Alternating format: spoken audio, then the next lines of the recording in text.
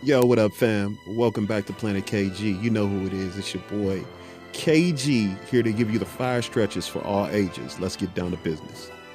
So first things first, you want to make sure that you find a place where you can seat comfortably and make sure that you plant your feet firmly to the floor so that the weight is evenly distributed. Now, here's a good position to open up the thoracic cavity, you guys. Open up your chest and just allow this position to take its course. It's going to feel great. Trust me. Imagine yourself being tied at the sternum to a cable, and that cable is lifting you up into the sky. You want to roll your shoulders back and sit up high and make sure that your spine stays elongated. Regulate your breath in such a way that you're breathing deep into your abdomen.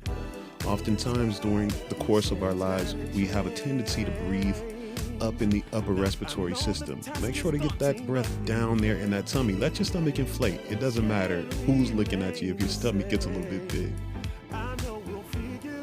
In this position right here, I'm just tilting forward. Make sure that your hips stay square and your feet are firmly planted to the floor.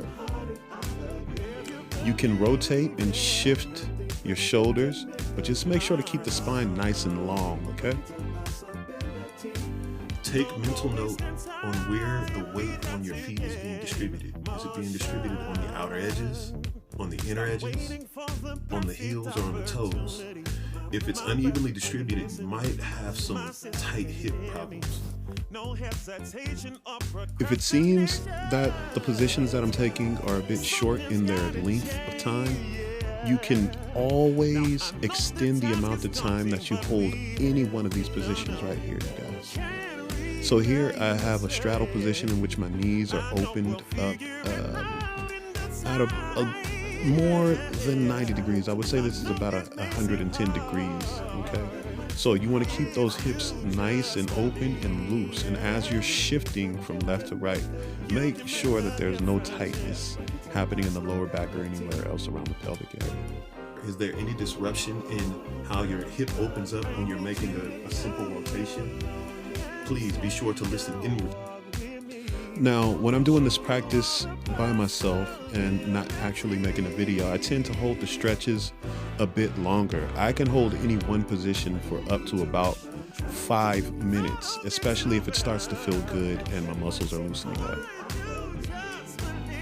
While sitting, feel free to do whatever movements feel comfortable to you. It can be a circular motion, it can be left to right, it can be front to back. And also change the position of your head while you're doing these stretches. Now here's a nice standing position for you guys. Just rock around a little bit and try to find any tight areas that you may have. They may be in the quads, in the hamstrings, lower back, or hips. Just be sure to loosen up. Place your leg over the back of the chair. If you would like to place a cushion or a folded up cover or something on the back of the chair just to give it a little extra softness, that's completely fine. Remember, most of the weight is going to be distributed on that leg that is over the back of the chair. Remember, good people, the objective in any of these positions is to have ease of motion, especially through the transitioning phases going, say, from your left side to your right side. You want to make sure that the hips and lower back and all of the other muscles are loosening up for you to do that movement.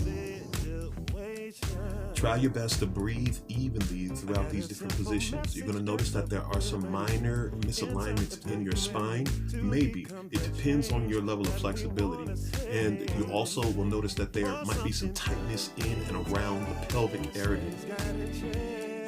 You may be thinking that because you're a person into sports that these stretches won't work for you, but these stretches can actually improve any type of sport that you guys are into. If you're a martial artist, if you're a dancer, even if you're a golfer, you're going to notice that there is a difference in the way that your body transitions through movements, especially when you take the time on these minute details that are happening in your body.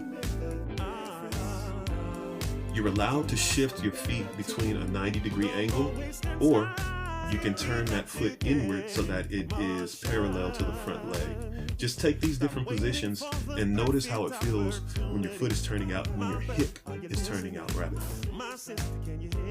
These stretches in various positions are ways that you can lengthen your muscles. And also, it is important that you strengthen the muscles after lengthening. Remember, lengthen, then strengthen, because you want for your muscles to be able to support the weight in these elongated positions as well. Because we will be applying our flexibility, our newly found flexibility, or our increased flexibility to active movement, okay? To things that are active, like kicking or jumping or even sitting and squatting, okay? So continue to practice and be diligent. Bam. Remember, people, you don't have to be perfect, but just make progress. You want to try to synchronize your breathing with your movement. If you notice that there's any disruption in the flow of breath when you're taking certain positions or shifting, then that is an area that needs to be worked on.